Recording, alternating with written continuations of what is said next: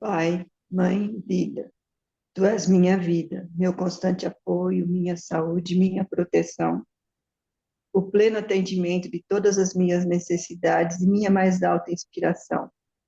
Peço que me reveles Tua verdadeira realidade.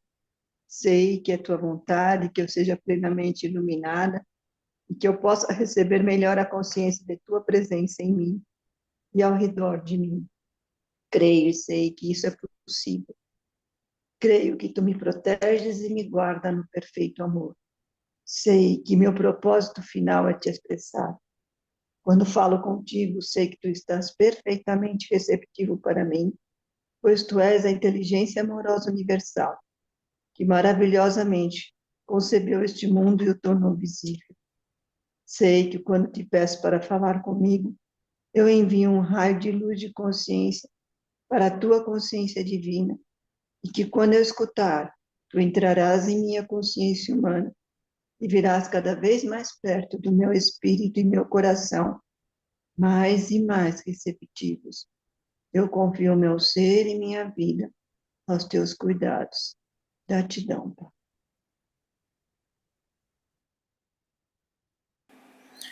Consciência divina, me permita visualizar o significado de cada palavra para ser capaz de entrar na consciência da palavra e permita que a energia da consciência da palavra entre no mais profundo do meu ser.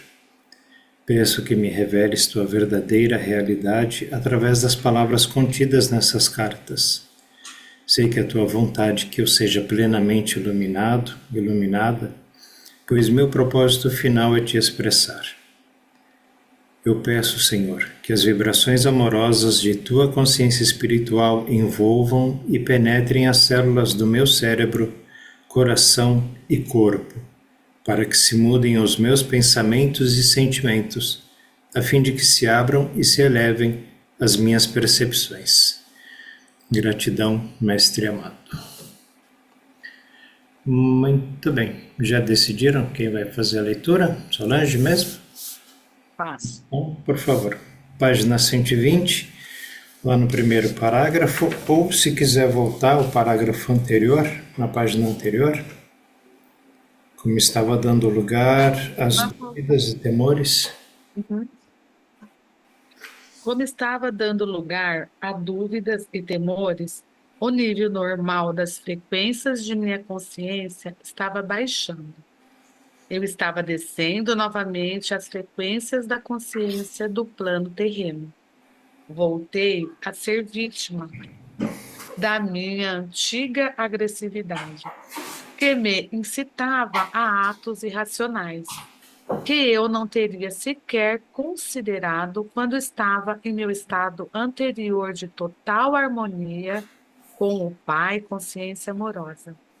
Minhas dúvidas e conflitos se exteriorizavam em minha vida como emoções e impulsos humanos que eram opostos à lei cósmica do amor.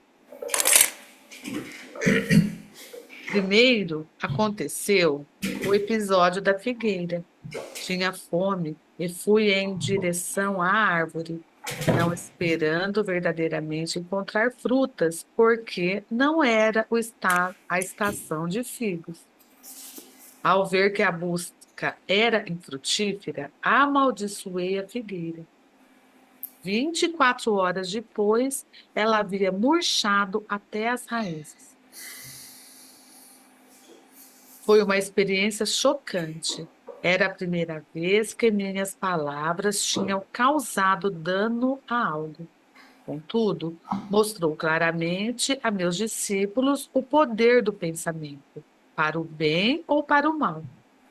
Demonstrou que quanto mais espiritualmente evoluída é uma pessoa, maior é o impacto de suas palavras no meio ambiente. Vou fazer um comentário aqui. Quando ele fala assim, contudo, mostrou claramente a meus discípulos o poder do pensamento, para o bem ou para o mal. Logo lá na carta 1, na página 49, ali, quando a gente fala sobre as leis da existência, ele fala sobre tudo aquilo que o homem profundamente acredita ser, bom ou mal, naquilo se tornará. Então, quando a gente professa essas palavras más ou palavras mais fortes, né, como ele vai falar aqui para frente, no próximo parágrafo, e ele diz também, né, ele chama a atenção para uma outra coisa, demonstrou que quanto mais espiritualmente evoluída é uma pessoa, maior é o impacto de suas palavras no meio ambiente. Então, se a gente está estudando aqui, né, está evoluindo espiritualmente, a gente precisa tomar muito cuidado com as nossas palavras e pensamentos. Aqui a palavra pensamento está em negrito e letra maiúscula, mas parece que ele pronunciou, né, as palavras amaldiçoando a figueira. Alguém tem uma outra percepção sobre isso? Você viu alguma coisa nisso, Vladimir? O seu microfone. Ele sempre ensina a gente que é sempre pensamento e sentimento, né? Não é a palavra. A palavra carrega, é claro, uma consciência, um pensamento e um sentimento também. Mas é os pensamentos e os sentimentos que são as ferramentas criativas do homem, do homem já despido do ego, e do ego também. O pensamento egóico com o sentimento egóico também vai criar, né? E pode causar, como ele falou, naquele momento ele teve um pensamento de amaldiçoar a figueira mesmo, né? E o sentimento, porque ele estava raivoso, bravo, porque não tinha figo lá, né? Não tinha sentido ele fazer rogar aquela praga na figueira, né? É estranho, né? Mas acho que foi mesmo para mostrar para os discípulos, né? Não foi. Foi um sentimento egóico que ele teve mesmo. Serviu também para os discípulos verem que a força do pensamento e do sentimento o que pode fazer, tanto para o bem como para o mal, né? Se Mas faz ele podia ter pego uma pedra, né? Mas ele estava bravo com a figueira, né? Que não tinha figo, ele não estava bravo não queria dar exemplo. Ele foi lá para comer o figo e, mesmo tendo, né, sabia que não era época de figo, ele queria figo. E aí não tinha, ele amaldiçoou a figueira e aconteceu o que aconteceu. Foi bem irracional, então, né? Foi egóico, né? Foi um impulso egóico dele. Visceral, né? Ô, Roberto, Sim. quando ele conta esse episódio ali, ele não diz que ele estava morrendo de fome, assim, que ele estava numa caminhada e estava com bastante fome. Ele estava com Foi fome. com fome, né? Por É, isso que eu acho que ele ficou tinha fome e foi em direção à árvore. à árvore. Daí ele viu que não tinha fruto. Ele sabia, no fundo, que não era a época do fruto, né? Só que a fome daí fez ele perder a razão, eu acho. Fez ele. E é um sentimento humano, né? Esse sentimento é contra a árvore, né? Esse período que nós estamos lendo aí, esse trecho que nós estamos lendo, se vocês observarem, na página 118, tem uns raminhos aí, né? Onde começa. Ela vai até a página 127, onde termina os raminhos aí. Isso aí ele está contando um fato que aconteceu, né, na vida de Jesus. Está contando a experiência dele quando encarnado, né? Eu estava lendo esse trecho, eu li várias vezes. E assim, eu estou impressionado com a quantidade de manifestação egóica que Jesus apresentou nesses momentos. Dado que foi, ele diz aí, né, que foram os momentos que antecederam a sua crucificação. Então ele foi testado aí de todo jeito, de todo tipo, e vocês vão observar que ele tem momentos aí impressionantes. Momentos que nós, que não estamos iluminados, né, na plenitude, passamos rotineiramente. É impressionante o que ele vai descrever aí, né, daqui para frente. Ele já disse coisas aí, mas daqui para frente o cordão vai apertar no pescoço, viu? Mas eu quero dizer, antes disso aí, eu quero dizer o seguinte, que na página 119 ele diz assim, ó, Ao longo de minha missão, no penúltimo parágrafo, ele diz assim, que ao longo de minha missão, meu estado mental era mais ou menos pacífico e consistente, frequentemente em júbilo, com os pensamentos focados no Pai Consciência Amorosa, autor de todo o ser, sabendo que bastava pedir o que pedisse, rapidamente seria manifestado. Eu até anotei aqui, no estado de ser que eu desejo estar, né? Um perfil, né? Ele dá um perfil de como a gente, do estado de ser que nós devemos buscar, né? Se ele mantinha esse estado de ser na sua caminhada, então eu acho que é interessante que a gente faça aí um Ctrl+C, Ctrl+V na nossa vida também, né? E o negócio é manter esse estado, né? É. E aí, logo em seguida, observem bem que logo em seguida, no parágrafo seguinte, ele já começa dizendo que estava dando lugar a dúvidas e temores, né? Logo em seguida ele falou isso aí, ele começa, voltei a ser vítima da minha antiga agressividade que me incitava a atos irracionais. E ele vai provar. Nós vamos ver na leitura que ele realmente ele manifestou essa agressividade em vários momentos.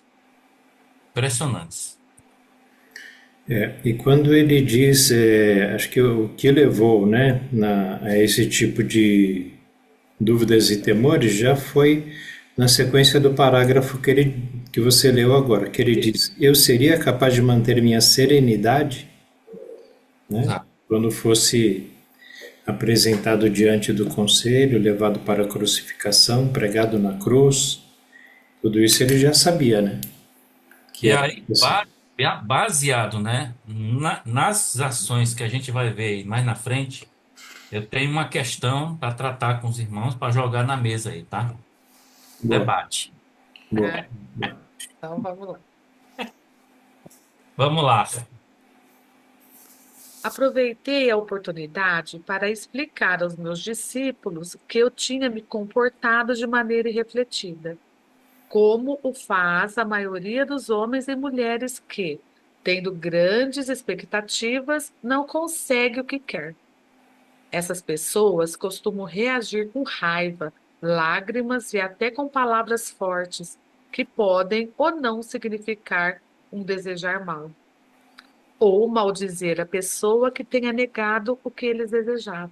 Deixa eu só abrir um parênteses aqui. Ele coloca aqui em itálico: tendo grandes expectativas, não consegue o que quer. Quantas vezes a gente passou por essa coisa de ter grandes expectativas e está frustrado? E a frustração é que leva a esse impulso egóico de querer quebrar tudo, de xingar, de dizer que eu não mereço mesmo, Deus não gosta de mim. Chorar, Chorar, né? Eu não consegui, né? Ou sugerir que o outro consiga. Eu queria tanto, né, que o outro fizesse, que o outro conseguisse, que o outro entrasse, que o outro fizesse o que quisesse. Não acontece, a pessoa com essa expectativa frustrada acaba maldizendo, né, xingando, brigando, se estressando. Diga lá, Vladimir.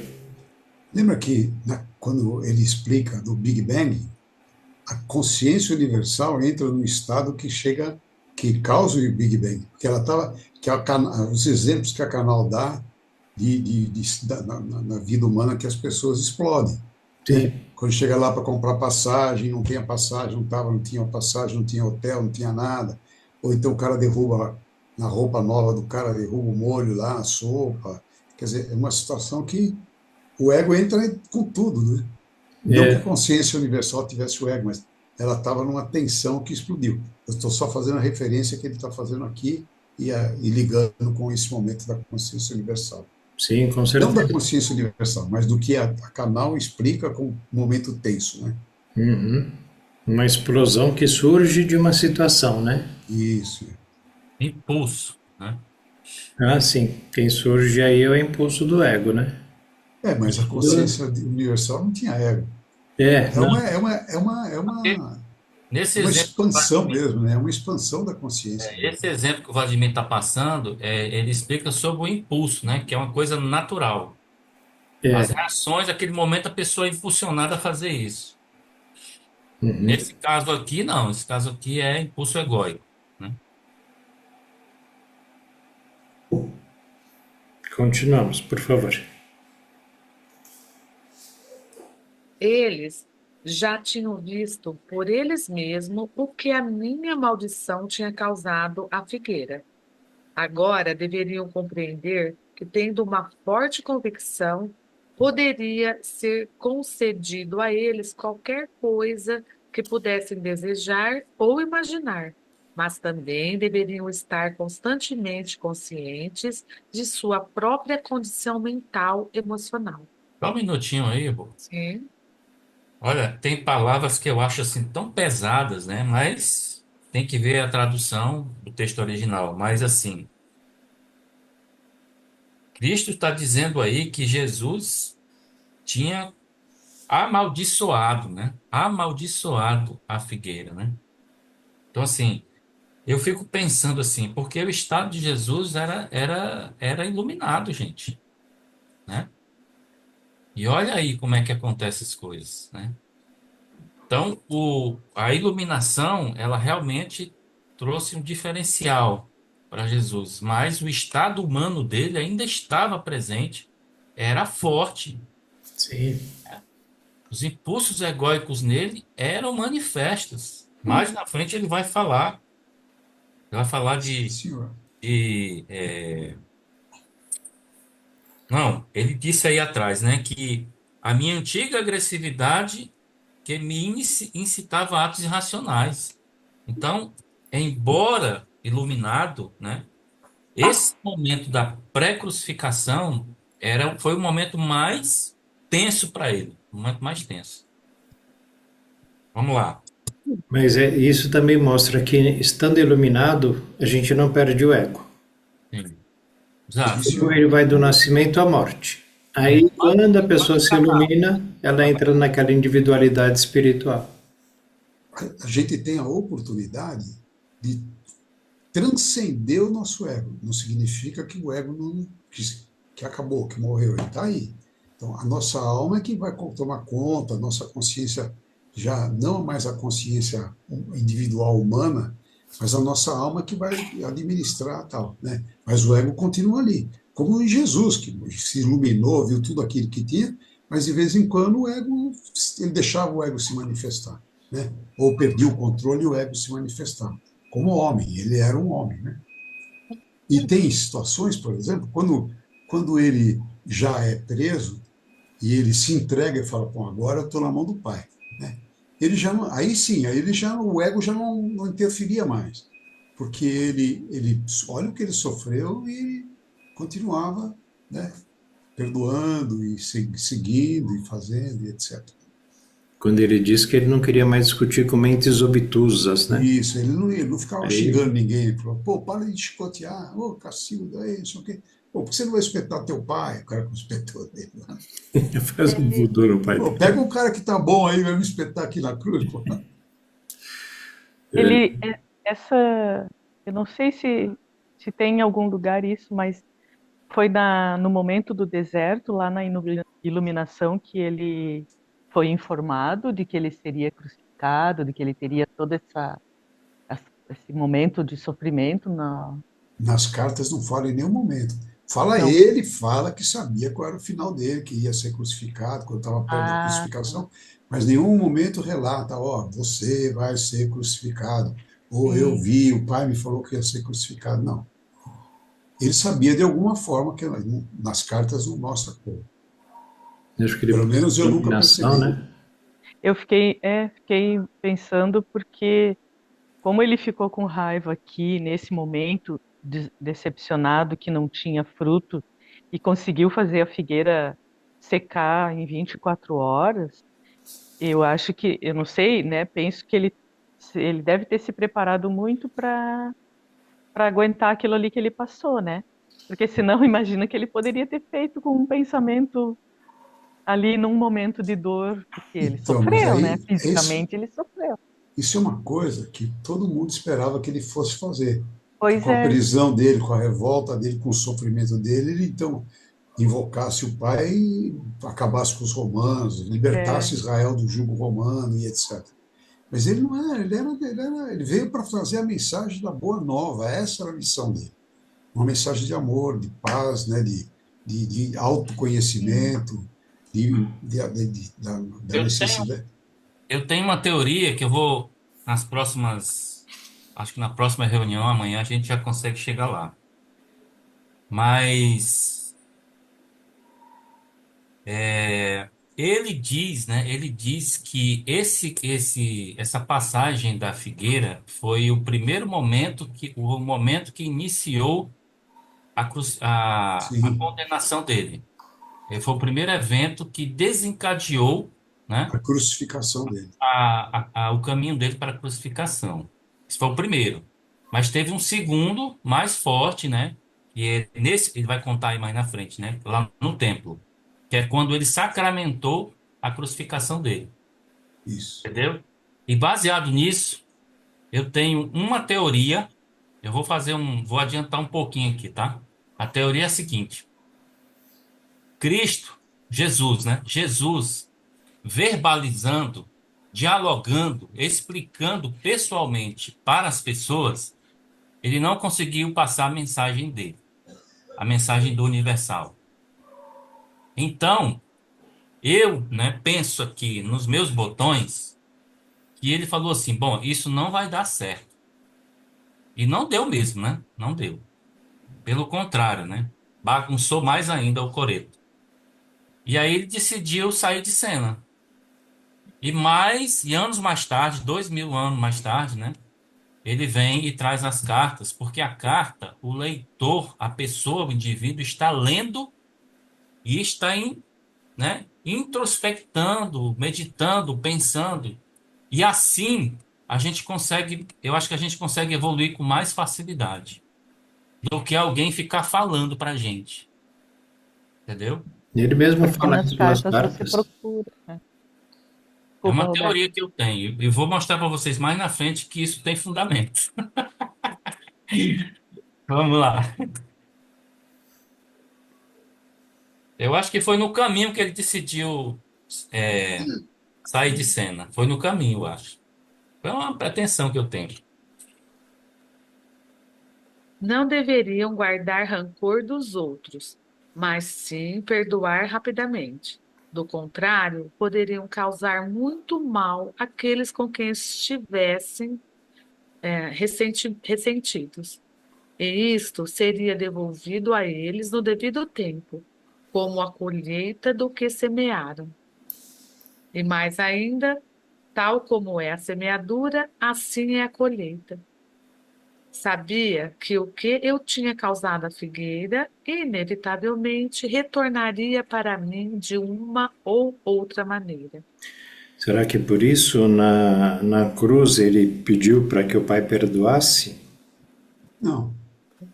a Eu acho que todos? ele sabe. Foi um ato premeditado, isso aí, viu? Não, é que ele sabia que ia morrer mesmo. E aquilo agilizou, foi um dos fatos que tornou, abreviou, né, a chegada dele. Como disse o Rodrigues, quando ele chegou lá no templo, que ele quebrou tudo tal, e confrontou o poder que estava lá dentro da igreja, porque ele também ficou, de novo, foi um ato egóico, ele estava pregando e as pessoas estavam vendendo e falando e gritando, e ele se perdeu a linha de raciocínio, foi lá e bagunçou tudo, né? Chutou o pau da barraca lá. E aí também, né? Ele causou mal. Aí os sacerdotes aproveitaram para tá bem, não, os caras que você segue aí, olha o que ele fez com todo mundo aí, né? E aí ele aproveitou e levou ele para a condenação. Agora, em nenhum dos casos, nesses casos, não era um caso para crucificar, né? Não era. Ou porque ele chutou a barraca lá, era porque ele confrontava a religião judaica, a religião vigente daquela época, forte daquela época, né? É. Ele confrontava com superioridade a religião daquela época, né? Estava ameaçando toda a estrutura da Toda a religião. estrutura, né? Ele Está fazia certo. milagres, ele fazia milagres. Os caras não faziam milagres. Os caras pediam cabrito, bode, coisa para matar, para oferecer em sacrifício, e ele ia lá e curava. Você não precisa oferecer nada para ninguém para curar. Vem cá que vou pôr a mão aí você vai estar curado, né? Era diferente isso. Aí como é que vai, começou a aumentar os seguidores dele, começaram a aumentar, né? Porque pouca gente percebia a força que ele tinha em relação aos sacerdotes judeus, né? Pô, o cara vem aqui só pede dinheiro para mim, só pede coisa para mim, e eu continuo na mesma coisa. Ele não, ele veio aqui, não me pediu nada e me curou, né? Provavelmente isso aconteceria neste momento também, em nossa Oh, época. com Se certeza, isso acontecesse. com certeza. Se Homem, eu já homem ouvi, iluminado viesse aqui e fizesse a mesma coisa, provavelmente aconteceria a mesma coisa. então, eu já ouvi, por exemplo, um padre falando, acho que até comentei aqui no grupo já, um padre falando na internet que onde já se viu, tem pessoas que acham que podem falar direto com Deus, sem passar pela. Como dizer assim? Como vai falar sem passar por mim, ou por um padre, para Interrompe. falar com Deus direto? Né? Você acha que o Deus vai ouvir, que o Pai vai ouvir? E a gente aprende que não, né? Nem Jesus, nem a Jesus a gente precisa usar como muleta. Pode ir direto com o Pai e é lá que é com o Pai que a gente resolve. Né? É só saber que tem que fazer com muita convicção e emoção, uma emoção fervorosa. Ótima noite para a De Fatima e para o Oswaldo que chegaram aí. Boa noite, boa Boa noite, boa noite. noite. Tudo bom? Estamos na página 120 e no penúltimo parágrafo. Então levei. Por favor, Solange. Então levei os meus discípulos para o templo. Muitos anos tinham se passado desde que eu tinha estado lá, e sabia que minha visita serviria para desencadear os acontecimentos que levariam à minha crucificação. Algumas pessoas me reconheceram e comecei a ensinar em resposta aos seus pedidos. Foram se juntando mais pessoas e os agiotas se amontoaram, começando a reclamar. Seus gritos e queixas barulhentos interromperam a linha do meu pensamento enquanto ensinava. Um momento. Olha aí, ó. Vocês perceberam o que ele disse, ó? Sabia que minha visita lá no templo É. serviria para desencadear os acontecimentos que levariam à minha crucificação. É uma atitude premeditada. É. Não Sabia. é premeditado, eu acho, sabe, Rodrigues? Porque um iluminado ele enxerga o passado e o futuro. Então não é uma premeditação. Ele já sabia tudo o que ia acontecer. Lembra quando ele fala um pouquinho mais adiante aí que a consciência divina sabe o que é melhor para nós hoje, daqui a 10 anos e daqui para a eternidade? Essa iluminação permite isso. Mas ele não estava pleno ainda. Ele não Como estava pleno. não? Como não? Eu não vejo assim. Eu não vejo assim. Não.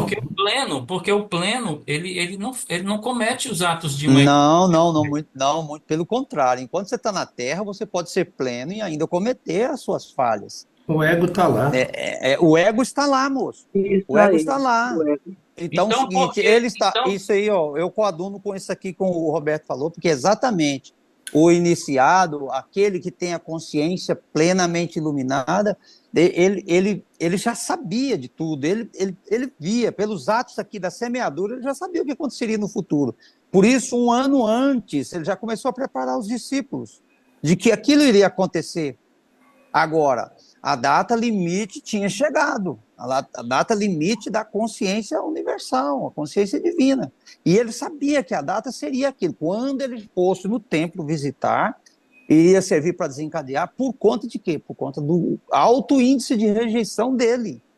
E ele sabia que quando ele entrasse ali, de ok. alguma forma, Então me ainda que não diga. tivesse acontecido esses Então, episódios. então me diga uma coisa.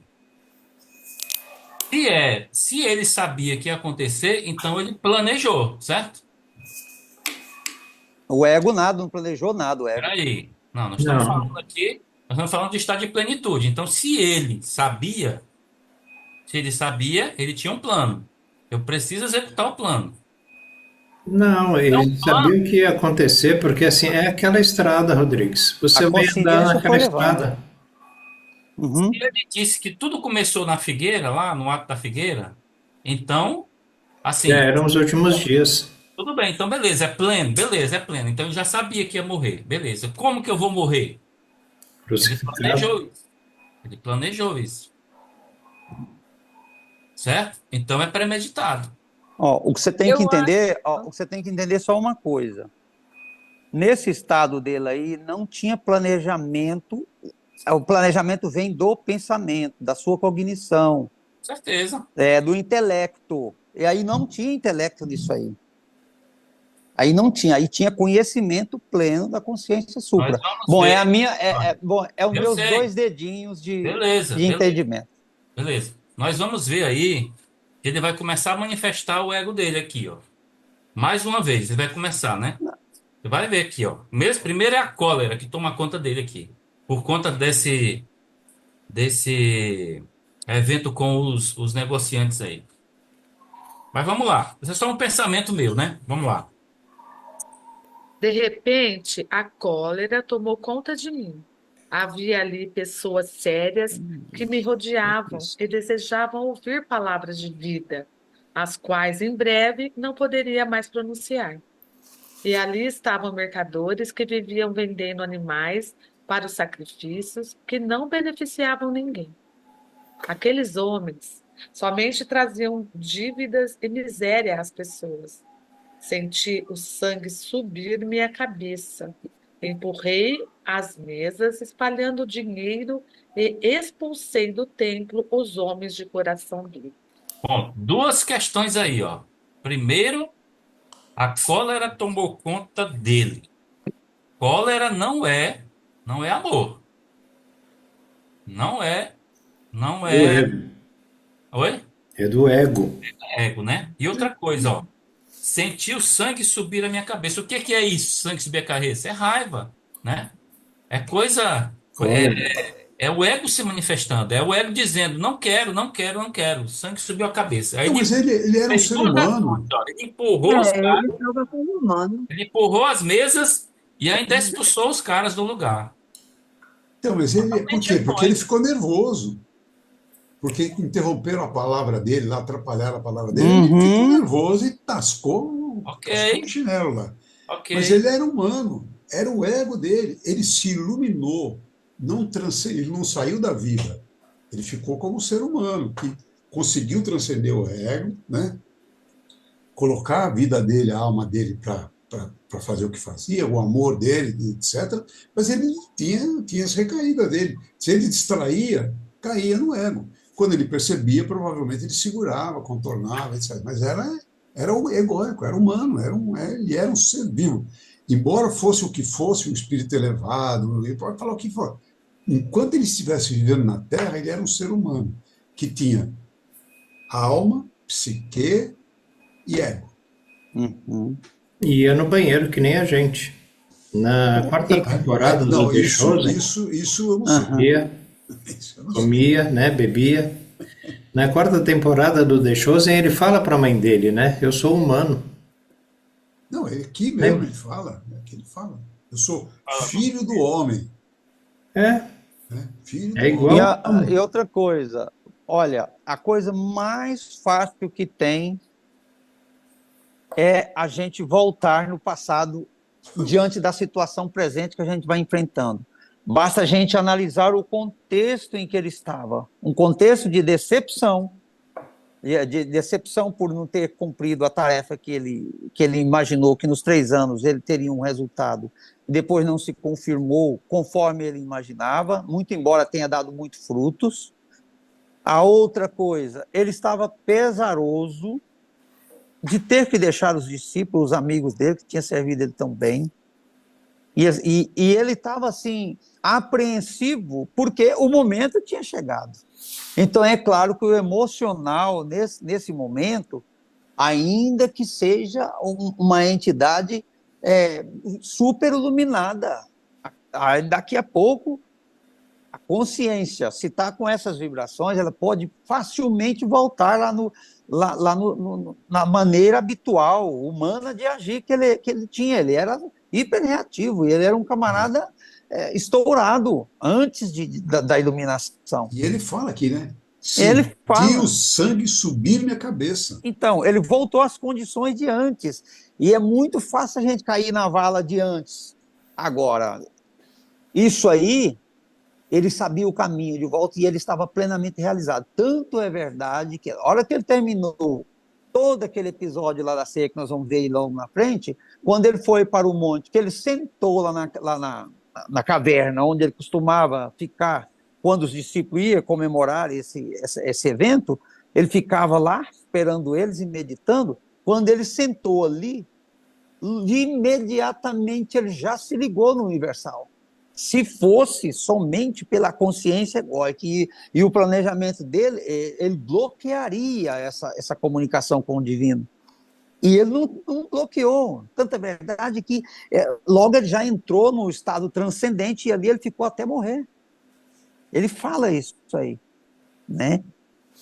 Mas é só o meu dedinho também de entendimento. Ali ele sabia por quê. Ó, é igualzinho os noivos, eles ficam ali, eles sabem que tem a data do casamento é dia tal, tal, tal, mas à medida que vai aproximando, o estado emocional é tamanho, é tantos detalhes que aparecem na cabeça que eles ficam à flor da pele. Ficam à flor da pele. Por qualquer coisa, a emoção ela estoura. Agora você imagina um casamento, que é uma contração de núpcias. Agora você imagina um evento morte, como ele ia enfrentar. E ele sabia que seria a crucificação. Agora, ele não sabia como é que aquilo ia se dar. Ele foi sendo levado pela consciência divina e os eventos que aconteceram era parte do desfecho daquilo que ia acontecer. Era coisa natural. Ele ter baixado as frequências era parte. Ele ter amaldiçoado a figueira era parte. Ele ter... tudo faz parte, porque baixou as frequências, estava sujeito. Então ele estava nas vibrações um pouco mais baixas do que era o costumeiro dele. Baixou as frequências, então ele foi reviver a vida do passado naquele momento ali. E foi esse reviver foi que aguçou mais a rejeição dele e que levou ele, que já estava decidido muito antes disso, a morte dele. Mas ali só foi sacramentar mesmo. Então, eu entendo ali que nada de planejamento mental, não tinha nada de mental ali humano. Tudo já estava no plano divino e ele no estado transcendente, ele viu aquele desenrolar de tudo. Ele viu aquilo. Porque para o iluminado não tem ontem e nem amanhã. Ele vê tudo aqui agora, ele viu tudo aquilo. Tanto é verdade que ele falou lá, ó, os meus ensinamentos eles vão ser tão distorcidos no futuro que eles vão chegar ao ponto de não ser mais reconhecidos. E o que aconteceu? Então, não é uma profecia do jeito que a gente aprendeu na história, que o sujeito tinha um vislumbre, aí ele ia lá e escrevia, aí as pessoas ficavam repisando aquilo, aí aquilo acontecia. Porque ganhava força das massas. Mas não é dessa maneira. Eles viam as coisas e eles escreviam. Mas a mente humana comum, quando caía na mente humana comum, é que criava essas distorções. E lá naquele momento ele estava ali, ele desceu ao nível dos fariseus, dos escribas, dos cambistas, das pessoas de vibrações baixas. Por isso que ele se sentiu ofendido na hora que ele interrompeu o sermão dele. Ele se sentiu interrompido. Quem não sentiria? Você está num auditório falando uma coisa ali, aí chega um sujeito com um fone daquele, um negócio, um megafone daquele, falando alto lá. Até o Roberto Carlos ficou o nervoso. cara foi cantar a música com ele, né? Cala essa boca aí, rapaz. Então, quem é que estando na consciência, nas vibrações humanas, ele não vai acontecer aquilo, por mais iluminado que seja. Por mais iluminado que seja. A gente nunca pode esquecer Porque Jesus é uma meta que a gente tem que olhar ele como uma meta que a gente tem que alcançar. Ele é um Ele ícone. era um ícone, obrigado pela palavra. Ele é um ícone, porque ele é o que nós devemos alcançar. Ele era um homem, lembra, que farrista, bebia, conhecia mulheres, ninguém respeitava mais ele, nem ele se respeitava. De repente, ele é um iluminado e chega onde ele chegou, fazia milagres, era, né, levou a palavra da Boa Nova para todo mundo. Isso é nisso que a gente tem que mirar, que a gente é homem, está aqui na terra, sofrendo, pecando, pensando e aquela coisa toda, mas a gente pode almejar, como ele mesmo disse, vocês podem fazer o que eu faço, o que eu fiz e mais, né? E ainda ensina a gente, consciência, fé e sentimento. Explica, é que a gente precisa aprender. Como eu sempre digo, eu já sei fazer milagres. Eu ainda não consigo. Ainda não consigo, mas já sei. Então, na realidade, ele fez, aqui tudo aconteceu para deixar o aprendizado para a gente, que a gente Isso. pode cair nessas ciladas. Sim. Mas aí você tem que trilhar o caminho que ele trilhou para você voltar para o caminho. Tá louco, eu morrer Né? na cruz não quero. É bom, mas está certa a sua, mas está certo o seu ponto de vista, Rodrigues, porque isso aí faz a gente pensar. Se você não traz essas coisas, como que a gente iria pensar isso aqui? Como que a gente iria refletir sobre isso? E isso é de fundamental importância, porque o que você fala estava ressoando no fundo do meu coração. Estava no fundo do coração de outros que vão ouvir. Mas, porque assim, ainda a gente tem a ideia do santo, mas o santo que a gente conheceu é o retilíneo uniforme para os outros. Esse aí ele não quer. Falou, não, você não tem que ser santo. Você tem que ser você. Os restantes que estiver te observando. Né? Até amanhã, pessoal. Até amanhã. Até amanhã. Mas é isso. É uma jornada. Desculpe aí a intervenção, mas o meu ponto de vista era isso aí. É uma jornada que começa na encarnação. Isso mesmo. O processo é encarnatório, né? É verdade. Estava pensando assim, quando a gente começa a ler a carta 8, as 2 primeiras páginas da carta 8, ele dá um resumo do papel. Do papel não, ele dá um resumo do plano do universal. Ele dá um resumo. 2 primeiras páginas da carta 8. Ou seja, a consciência, ela se individualiza, milhões de coisas são manifestas aí, né? Milhões de coisas. Tudo que tem no universo é uma individualização do universal. E ele pega tudo isso e diz assim, agora vamos nos experimentar. Aí ele mistura tudo e diz assim, agora tá. Aí o que acontece? Com essa experiência, o universal evolui. É verdade, é verdade. É crescer. O objetivo nosso aqui é aprender nas experiências e crescer, evoluir. Crescer. Parece uma coisa utópica, assim, cara, eu vou crescer na dificuldade, mas é justamente isso. Por isso que ele diz, não existe evolução na felicidade constante. Você tem que passar pela dificuldade. Por isso que as encarnações são altos e baixos, que é para a gente evoluir. É verdade. Mas o que eu gostei aqui, né, é que ele mostra aqui que, apesar da iluminação que ele tinha, o nível de consciência que ele tinha, ele era um ser humano, né? E as frequências, ele vacilou, as frequências baixaram, né? Ele permitiu e deu no que deu esse borogodó aí, entendeu? Mas lá no final é como o Oswaldo disse, lá no final, na caverna, ele vai entrar numa reconexão e depois que ele morre, ele diz que ele entrou numa luz de novo. Só que agora ele entrou na luz definitiva.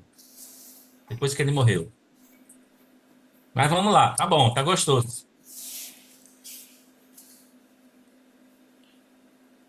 Vamos lá? Vamos. Então, houve uma tremenda comoção de gritos e lamentações.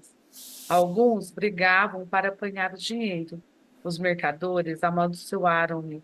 chamando-me de malvado, dizendo que eu fazia o trabalho de Beelzebub e outros 1000 demônios mais. Os sacerdotes, os fariseus e todas as pessoas que valorizavam os sacrifícios no templo vieram correndo para averiguar a causa do barulho e da confusão. Ouviram a história dos mercadores e se sentiram tão ofendidos com meus atos que se lançaram aos gritos em condenações e lamentos, para assim impressionar os sacerdotes, cada um protestando mais alto do que seu vizinho, demonstrando seu horror pelo que eu tinha feito. Nunca antes tinha-se visto tal coisa no templo. Até mesmo aqueles que antes tinham me escutado estavam incomodados pela minha obstinação e se perguntavam que tipo de homem eu poderia ser. Estavam juntos, vendo os acontecimentos, quando os sacerdotes e fariseus se aproximaram e os convenceram de que eu tentava destruir tudo aquilo no que acreditavam, pregando um Deus falso, totalmente contrário a qualquer coisa que tinham ouvido falar nas sinagogas.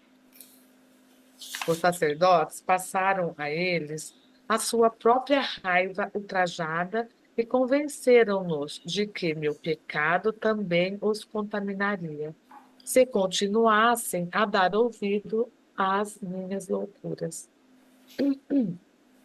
Aos poucos, as pessoas se convenceram de que eu era uma má influência e que deveriam afastar-me do caminho antes que eu pudesse tornar a paz do país e atrair a ira do governador romano sobre toda a Palestina. Meus discípulos, envergonhados pelo que eu tinha feito, sigilosamente deixaram o lugar e esconderam-se entre as ruelas a alguma distância do templo. Quando mais tarde regressaram para onde eu estava, demonstraram claramente que estavam profundamente incomodados com meus atos. Perguntavam-se se eu tinha perdido o juízo ou se tinha ficado louco, profetizando minha morte e depois fazendo aquelas coisas que provavelmente a provocariam. Foi neste momento que Judas, aquele que nunca havia abandonado verdadeiramente suas crenças judaicas, começou a duvidar de que eu fosse verdadeiramente o Messias. Fazia 3 anos que eu ensinava o povo e não se via nenhum sinal de que o domínio romano se enfraquecia. 3 anos e as pessoas não estavam mais perto da felicidade que eu havia prometido. E agora parecia que estava a ponto de converter-me num perturbador da paz, fazendo cair a ira de Roma sobre suas cabeças. Judas ficou sabendo que o sumo sacerdote judeu queria se desfazer de mim. E então ofereceu seus serviços para me identificar, quando assim fosse pedido. Quando foi a hora de celebrar a Páscoa, com meus discípulos, organizei uma ceia com todos reunidos num grande salão. Sabia que aquela era a última vez que comeria na terra. Não desejo voltar profundamente à consciência daquela noite. Senti grande tristeza por ter que deixar meus discípulos, que tinham me servido tão bem. Com a tristeza, todos os meus temores e conflitos reapareceram. 3 Aí, momentos. mais uma vez aí, né? Ó, o ego se manifestando, ó, temores e conflitos, né? E logo Do em seguida, passado, né? A É, consciência do passado. é, e logo em seguida ele diz: tive momentos de profunda autopiedade. Mas você vê que a situação, o Borogodó tava feio o negócio, né? Ele ficou sozinho, né? Ninguém ficou perto dele. Os discípulos vazaram. E ele ficou entregue lá no meio do povo. Ele quase que era morto ali. A confusão foi grande, o negócio. O Borogodó foi grande mesmo. Vamos lá. Ele, rapaz, resistir isso aí, essa confusão toda aí, não tinha como não. Era, o homem tinha que se manifestar de qualquer jeito aí. Tive momentos de profunda autopiedade. Senti que ninguém compreendia o que havia procurado fazer pelo meu povo e o sacrifício que estava disposto a fazer por ele. João estava contando uma expressiva história sobre a última noite dos israelitas no Egito, antes de escaparem para o deserto. Faltava, falava das instruções de Moisés ao chefe de cada família para que matassem um cordeiro sem mancha, que o cozinhassem, que o cozinhassem de certa maneira e pintassem com aquele sangue as portas das moradias israelitas. Porque naquela mesma noite viriam os anjos para matar todos os filhos primogênitos dos egípcios e o seu gado. Com vivacidade, recordou a agitação dos egípcios ao despertarem e encontrarem o primogênito de cada lar ensanguentado, sem que nenhum tivesse se salvado. Era o tipo de história horrível que eu rejeitava por não ter nenhum valor para a pessoa que buscava a verdade espiritual mais elevada. Eu me perguntava até que ponto meus discípulos realmente tinham entendido quando eu falava de seu Pai Celestial e seu amor por toda a humanidade. Como podiam entusiasmar-se com o pensamento de anjos matando os primogênitos dos egípcios, quando eu tinha dito com toda a clareza que Deus, o Pai, era o amor? Mas os judeus sempre haviam se preocupado com o derramamento de sangue para redimir seus pecados. Até mesmo Abrão, o fundador da nação israelita, convenceu-se de que devia levar o seu único filho ao deserto, matá-lo e oferecê-lo em sacrifício a Deus. Um pensamento pagão e revoltante. Pensei nos sacrifícios de animais no templo, amando a todos os seres vivos da criação como eu amava.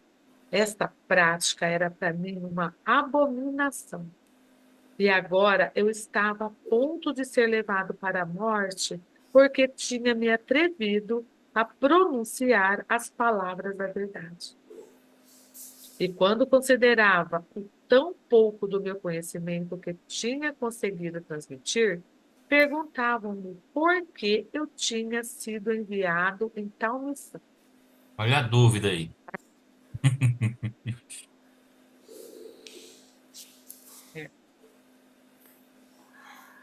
Senti, de repente, um estremecimento de ressentimento e raiva, se entrelaçar aos sentimentos habituais de amor para com aqueles homens. Pronto. Agora ele resumiu aí. Então, realmente ele estava tudo junto e misturado, né? Sentimentos, impulsos egóicos misturados com sentimentos de amor, né? Que ele tinha pelas pessoas. Agora ele manifestou, realmente. Eu estava bagunçado aí. Tava tudo misturado. É. Com certo cinismo. Perguntava-me que sinal poderia deixar que fosse uma recordação eficaz, para que os meus ensinamentos retornassem às suas mentes quando já não estivesse com eles. Se podiam esquecer tão rapidamente todos os meus ensinamentos sobre o amor do Pai e desfrutar a horrível história da Páscoa, enquanto eu ainda me encontrava na mesma sala com eles, de que se recordariam quando morresse como um malfeitor na cruz, a mais desprevisível das mortes? né? Depois pensei que, se o derramamento de sangue os comovia tanto, daria a eles sangue, para que se recordassem de mim. Com essa reflexão, irônicas, apanhei o pão, partiu, passei-o a meus discípulos e disse que o comessem. Comparei o pão partido com o futuro de meu corpo partido e pedi que repetissem o partir o pão e o distribuir, em lembrança do sacrifício do meu corpo para trazer a verdade sobre Deus e a verdade sobre a vida, a verdade sobre o amor. Percebendo que eu estava com um humor estranho, pararam de comer, escutaram, pegaram o pão e comeram em silêncio. A seguir, tomei minha taça de vinho e a entreguei, dizendo que cada um devia beber dela, posto que era o símbolo de meu sangue e logo seria derramado, porque tinha me atrevido a trazer a verdade da existência. Vi que meu tom de voz tinha tocado algum deles. Sobriamente, cada um tomou um gole e depois passou a taça para quem estava ao seu lado. Mas ainda não diziam nada. Percebiam que eu estava sério e que já não toleraria mais discussões. Então eu disse que um deles me trairia. Em segredo, em segredo, entendia os seus motivos e sabia que ele era uma parte necessária da futura sequência de acontecimentos. Simplesmente cumpriu o papel que sua natureza o levava a desempenhar. Eu sabia que ele sofreria muito e senti compaixão por ele, mas guardei estes pensamentos só para mim. Tá falando de Judas aí. É,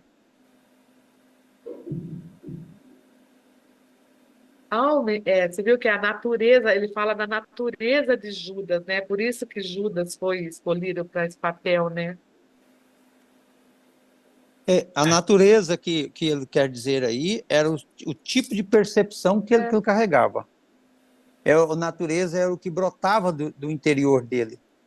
Então, ele tinha as crenças muito arraigadas e ele esperava outra coisa que não a transcendência espiritual que Jesus veio trazer.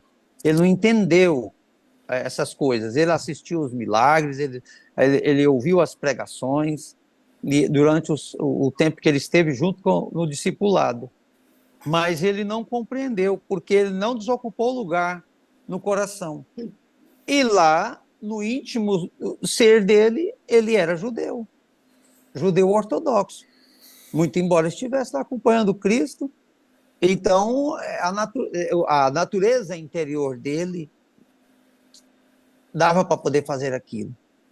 E ele também era muito envolvido na área na área de comércio, né? Na área assim que ele trabalhava antes, ele era muito ligado a esse povo que mexia com valores. Então, ali ele achou uma oportunidade de ganhar um forrozinho. Se a gente fosse contextualizar Judas, ele seria do Foro de São Paulo, eu diria. STF. Ó, ele era revolucionário. Eles estavam querendo um libertador para a nação judaica. E o É, libertador que ele queria era um revolucionário de armas. Eles é. queriam um revolucionário de armas. E aí ele ficou com Jesus até o momento que ele percebesse que isso seria realizado. Quando ele viu que não era, que Jesus não ia empunhar espadas, né? Aí ele falou, então eu vou entregar o cara. Esse cara aí é fake. Ele era revolucionário, ele queria um salvador guerreiro, ele queria um Superman, ele queria um Homem-Aranha, ele queria alguma coisa desse tipo, né? Que viesse. Messias era isso, né, para eles. Era. Ele lutava, ele tinha tido. A história diz que ele tinha conhecimento de lutas, né? Por isso que eu falei que ele seria mais ou menos do Foro de São Paulo, Che Guevara, por aí, negócio.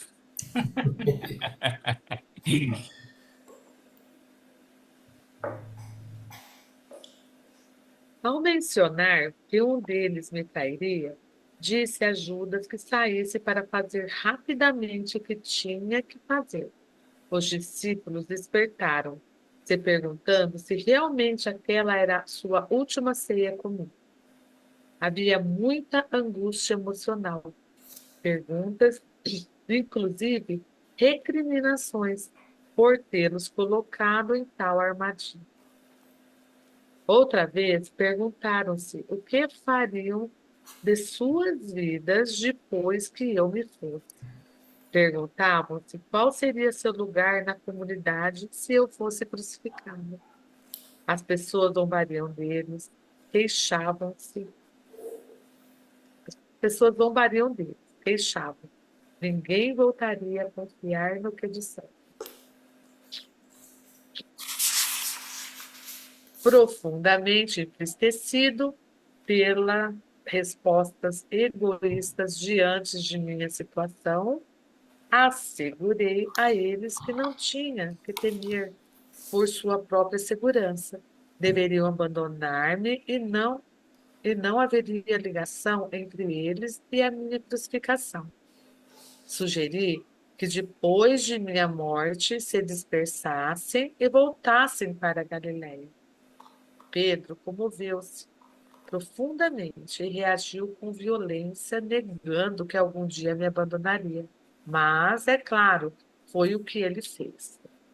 Interessante que ele diz aí, né? Ele assume que ele foi egoísta aí, né?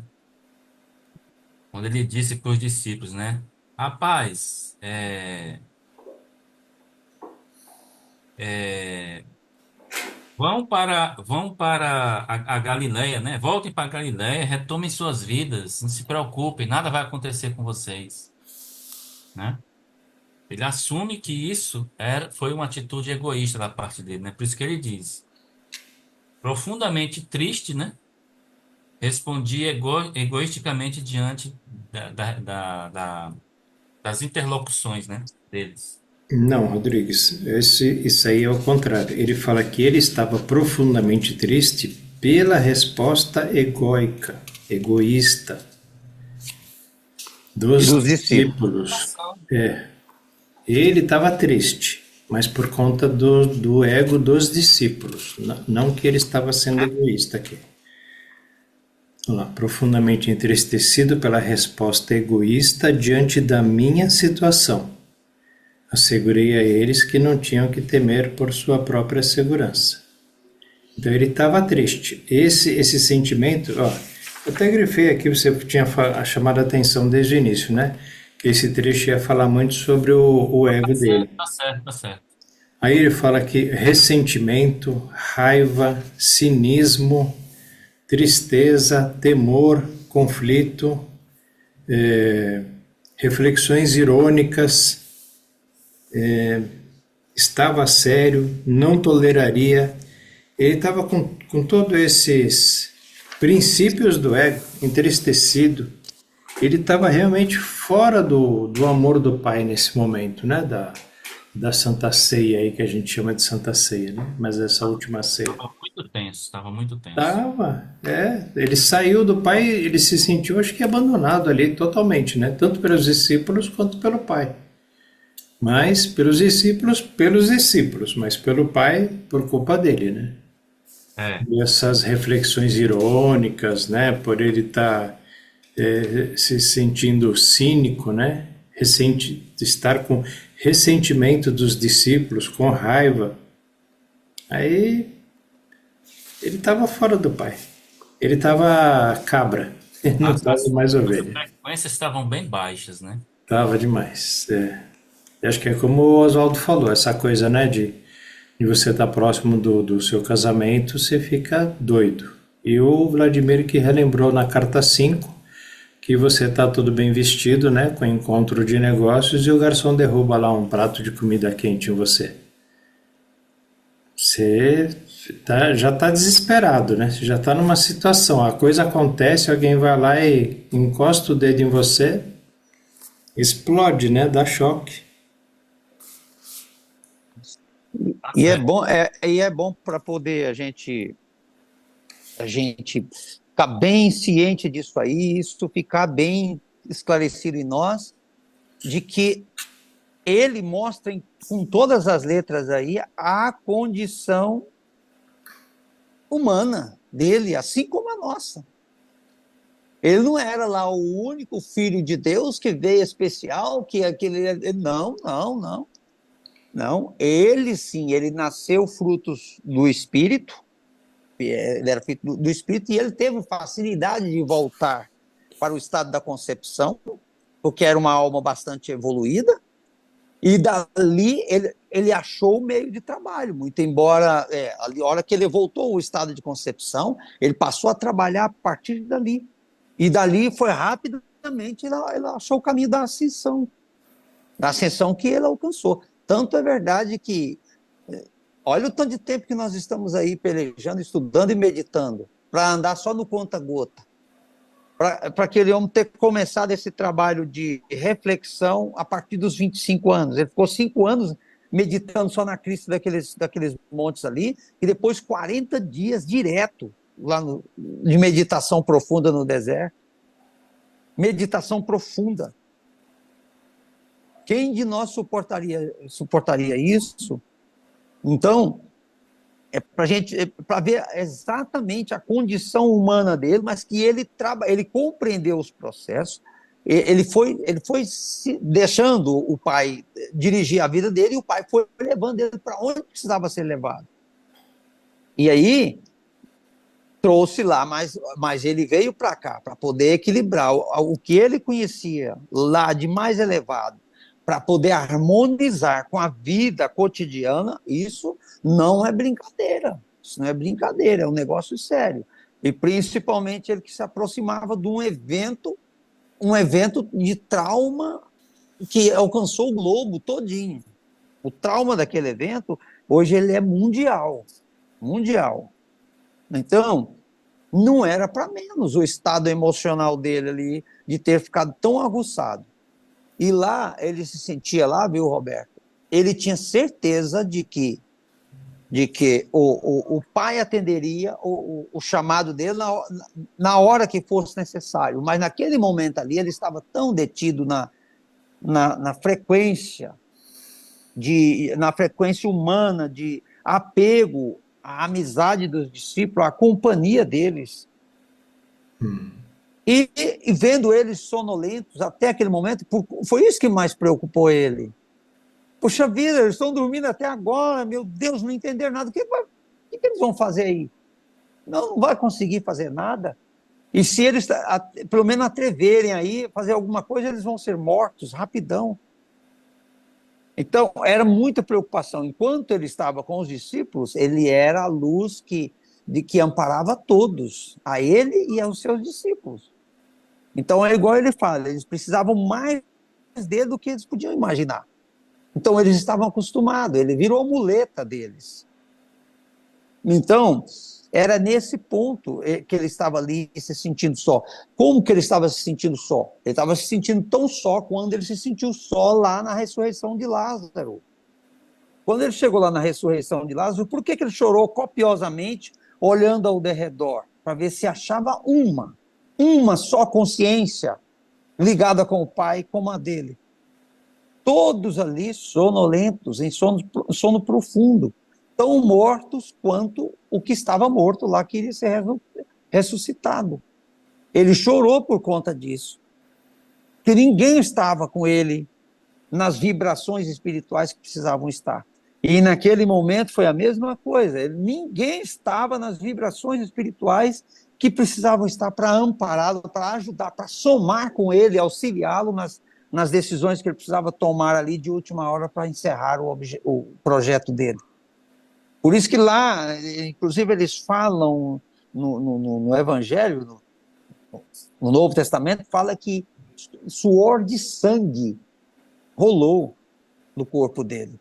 Principalmente na hora que ele estava lá no Monte das Oliveiras, que eles falam que ele estava em oração, e ali ele chorou copiosamente, suor de sangue rolou dele ali.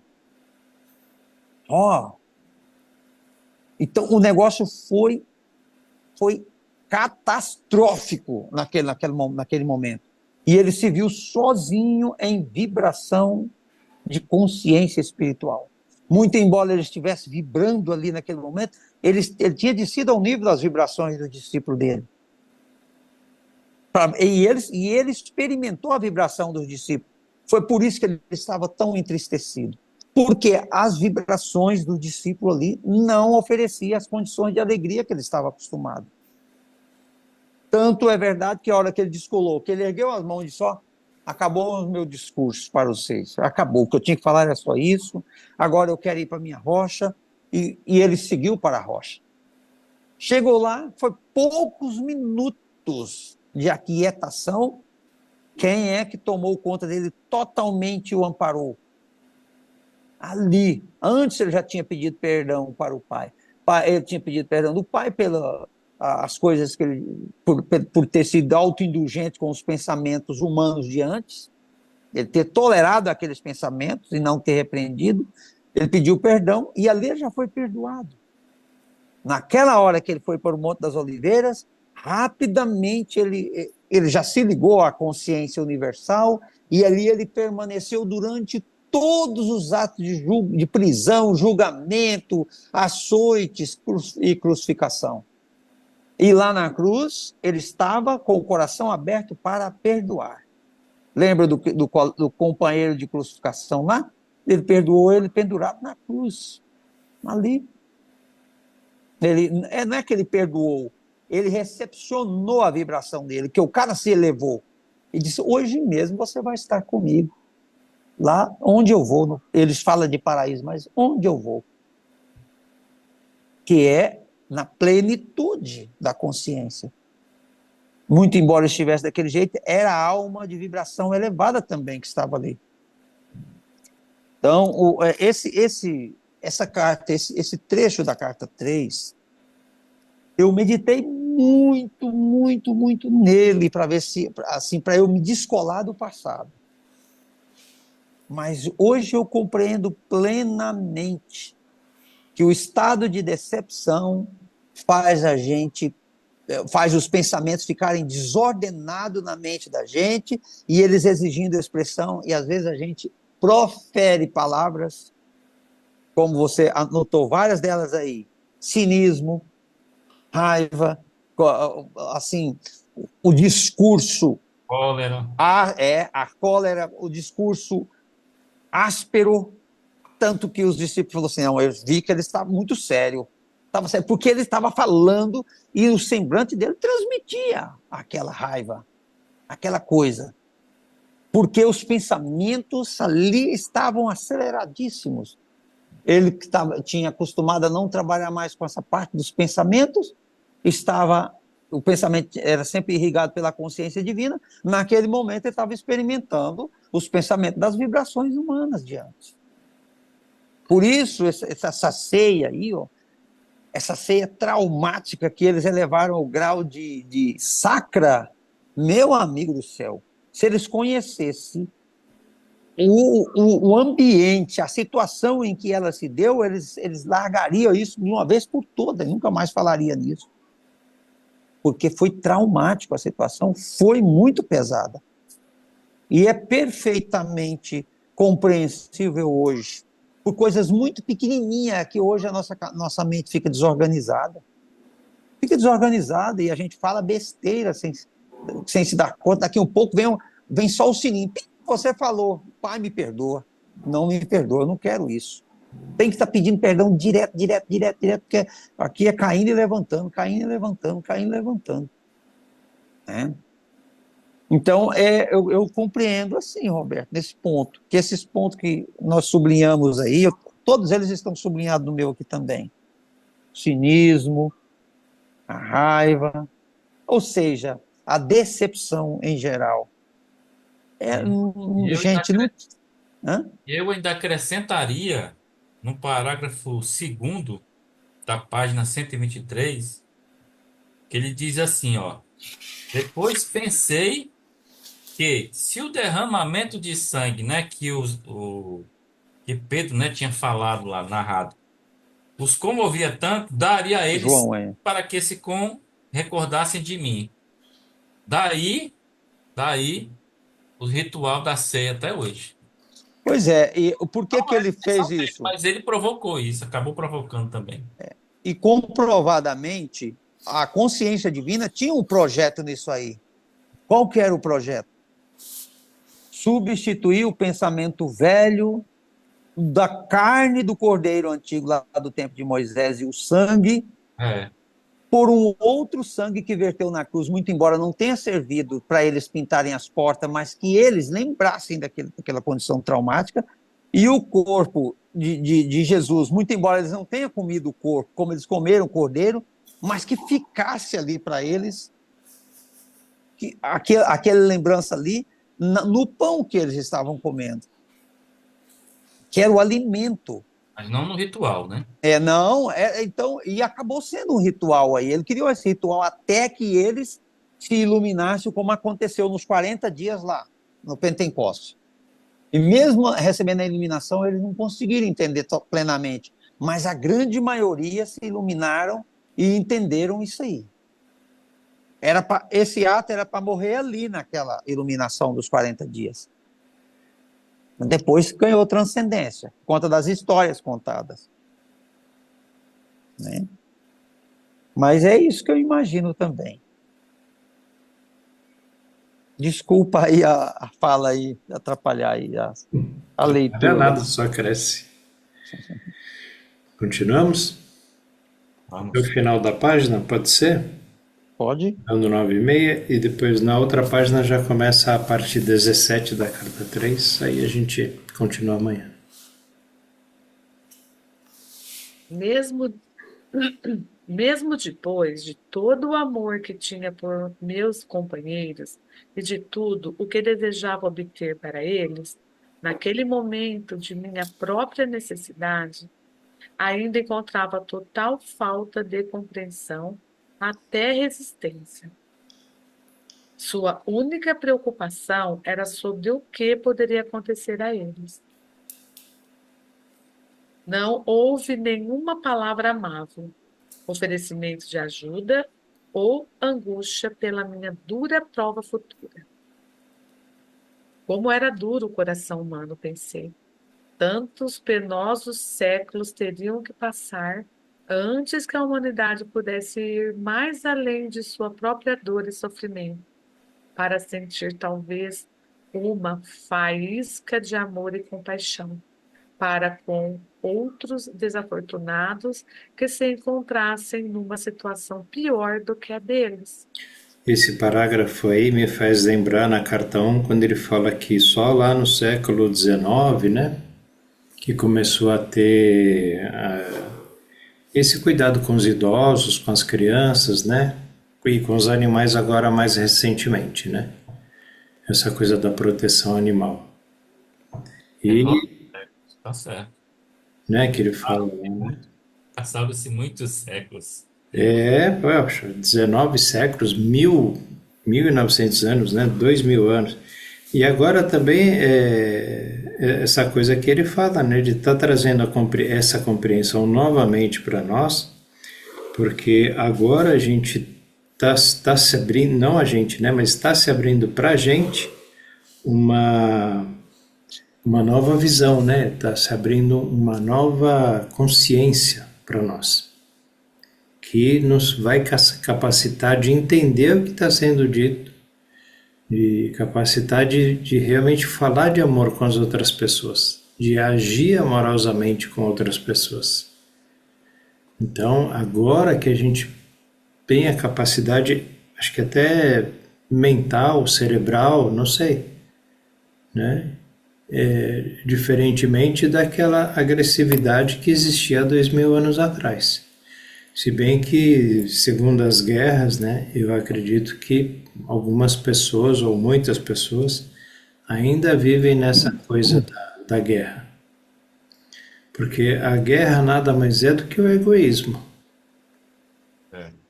Se eu tenho um pedaço de terra, você tem o seu pedaço de terra, por que a gente não ajunta os dois pedaços de terra e produz, né, uma grande quantidade de alimento, de frutos, e chama um terceiro para aumentar ainda mais.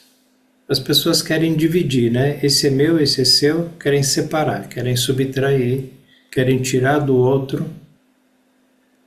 Mas essa coisa da competição, ela tem que perder essa força. E a colaboração tem que dar lugar. Né? Você imagina, diz que o pessoal de Israel planta alface. Meu pai já falava isso há muito tempo. Israel planta alface no deserto. E a gente teve uma pessoa que disse, se Israel é o que é, né, pelo tamanho que é, imagina se fosse aqui no Brasil. Né, se essa capacidade viesse aqui para o Brasil, e a gente... Tchau, Tida, até amanhã. E a gente sabe, aqui na nossa terra, você plantar num vaso aí, você planta numa lata de tinta, você planta tomate, você planta salsinha, um monte de coisa, né? Você pode plantar em vasinho. O povo não tem que passar fome, a humanidade não tem que passar fome. E eu fico muito feliz de saber que o Brasil produz 1/5, né, do alimento mundial. Gostaria que pudesse produzir 2/5, 3/5, e que a comida fosse realmente distribuída, porque isso é amor entre as pessoas. Não é... Ah, tá bom, o Japão, a China produzem lá os eletrodomésticos, os produtos eletrônicos, né, muito avançados. Legal, tá bom. O Brasil poderia alimentar o mundo, né? A gente não tem que trabalhar só para nós. Cristo diz nas cartas que a culpa da fome no mundo é do sistema financeiro que é, né, na sua maioria, comandado por israelitas. É judeus mesmo, né?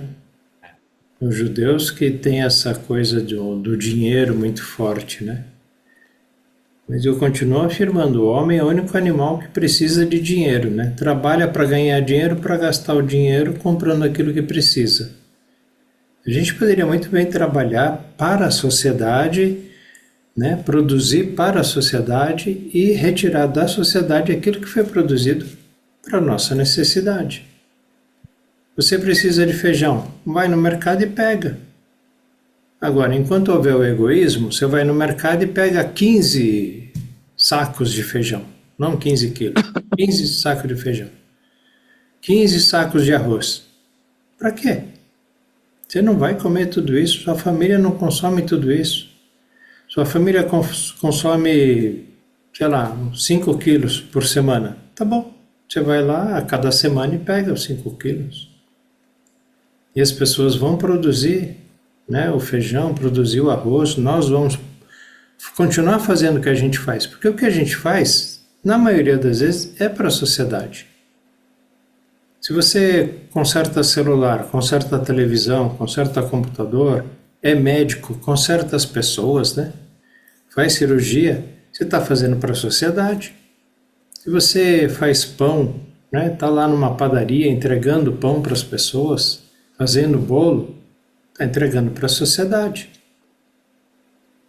Agora, se o egoísmo continua imperando entre nós, eu vou querer pegar 2, 3 bolos lá.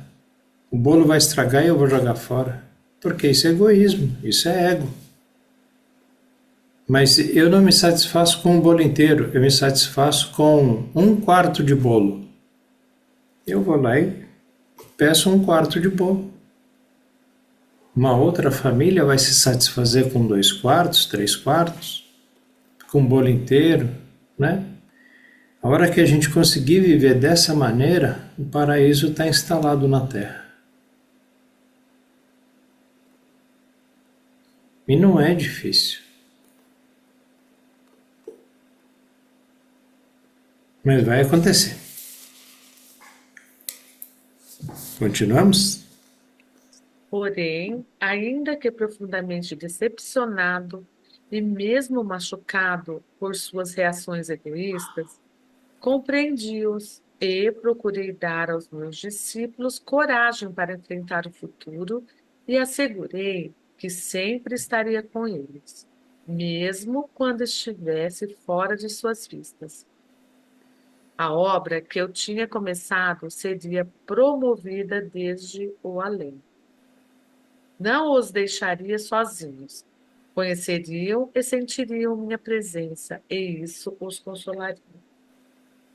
Disse que se agarrassem à recordação do tempo em que eu tinha estado com eles, alertei que haveria muitos que continuariam o caminho com o conhecimento que eu havia dado, mas que estranhos buscariam acrescentar a voz da tradição e da razão aos meus ensinamentos.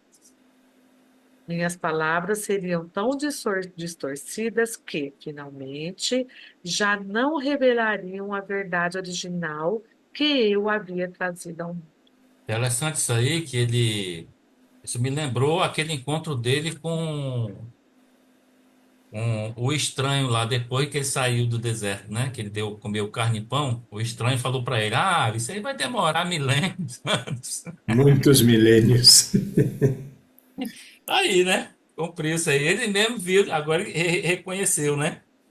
É, E diz ali no parágrafo anterior, né? A obra que eu tinha começado seria promovida desde o além. Então era um plano mesmo, né? é, isso também chamou a atenção. E outra coisa que chamou a atenção é quando ele diz: estranhos buscariam acrescentar a voz da tradição e da razão aos meus ensinamentos.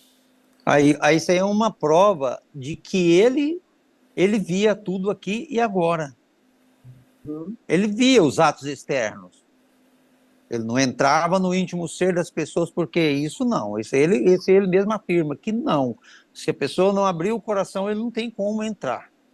É, Mas a situação, as encenações externas, ele via tudo, como ele viu lá no deserto, a partir das pedras, da areia, as paisagens se formando. Ele viu os pássaros, ele viu o gado pastando na relva. Lá ele viu tudo aquilo.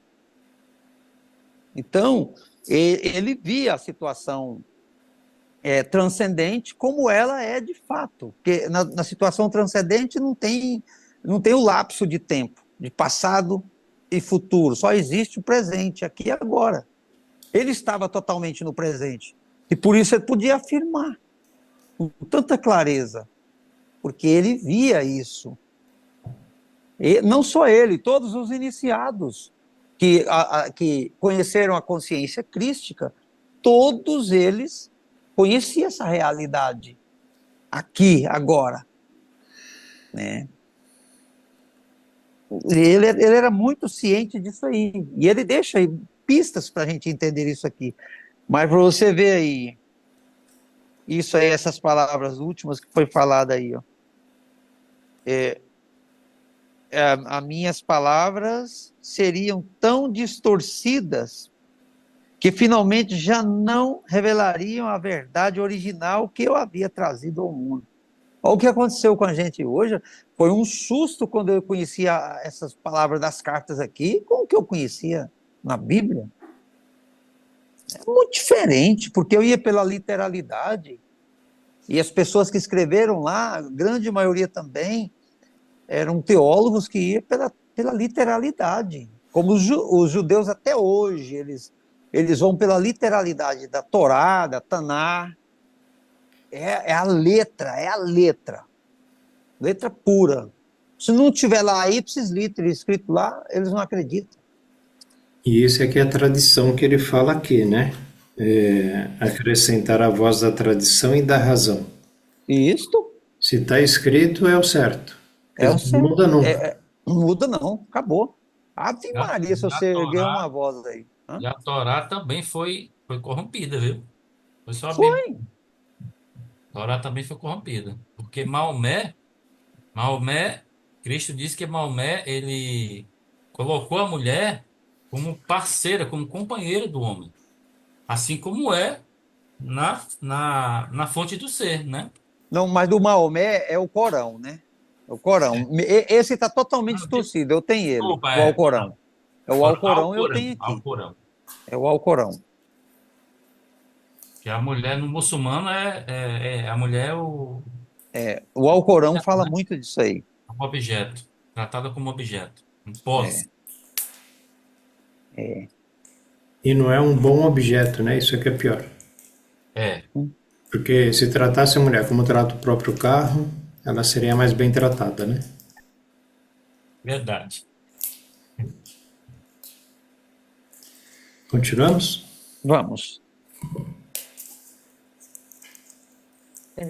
Quando disse que isso aconteceria, afligiram-se. Foram mesmo tomados pelo pânico. Fiquei aliviado ao ver que meus ensinamentos não tinham sido em vão, apesar de tudo, que não tinham entrado em ouvidos totalmente surdos. Pediram-me que contasse mais, mas levantei as mãos e disse que isso era tudo o que eu podia dizer.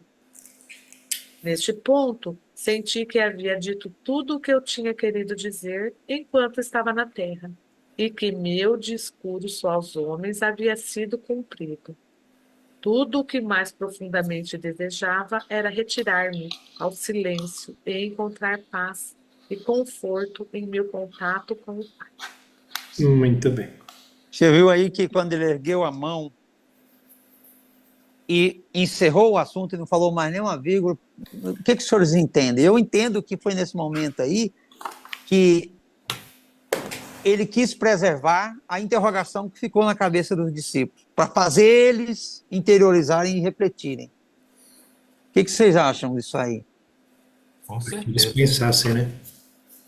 Para pensar, Deixou, porque chamou a atenção deles, né?